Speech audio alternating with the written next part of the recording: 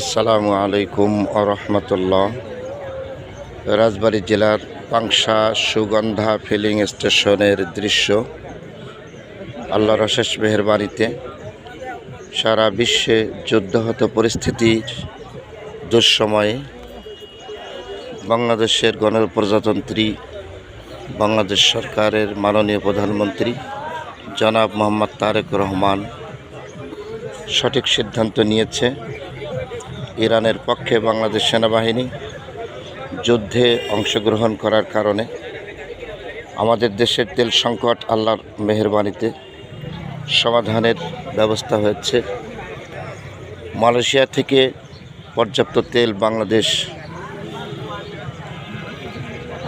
চট্টগ্রাম বন্দরে হাজির হয়েছে এবং রাশিয়ার থেকে পর্যাপ্ত তেল বাংলাদেশের জন্য পথে আছে এবং হরমুজ প্রণালী বাংলাদেশের জন্য অগ্রাধিকার ভিত্তিতে খুলে দেওয়ার কারণে পর্যাপ্ত পরিমাণ তেল বাংলাদেশে আসবে।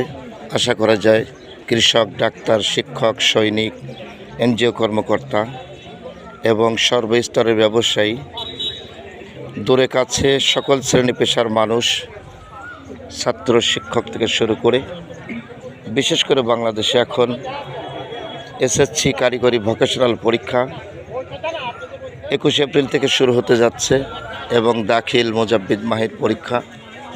লক্ষ লক্ষ ছেলে মেয়ে এবং শিক্ষকগণের যাতায়াতের একটা দুর্বিষহ অবস্থা সৃষ্টি হয়েছিল। আল্লাহর মেহেরবানিতে মাননীয় প্রধানমন্ত্রীর সিদ্ধান্তে ইরানের পক্ষ নিয়ে আমাদের দেশের তেল সংকটের সমাধান হলো। আশা করি দেশের সকল মানুষ নিশ্চিন্তে নির্বিঘ্নে আগামী দিনে সুন্দরভাবে কর্মপেশা, দায় দায়িত্ব, চাকুরি, ব্যবসার সম্পূর্ণ কিছু সঠিক স্বাধীন সিদ্ধান্তে কর্মতৎপরতা শ্রমের মধ্য দিয়ে যাতে করে এই বিপদ থেকে পরিত্রাণ পাওয়া যায়, এর জন্য দেশের সকল মানুষ, নারী পুরুষ যিনি জিতে আছে সকলেরই দায়িত্ব। আশা করি ইনশাল্লাহ আমরা সুখে থাকবো, সুন্দর থাকবো। দেশে প্রবাসের যে জিতে আছে সকলের জন্য আমরা দোয়া করি, কল্যাণ কামনা করি।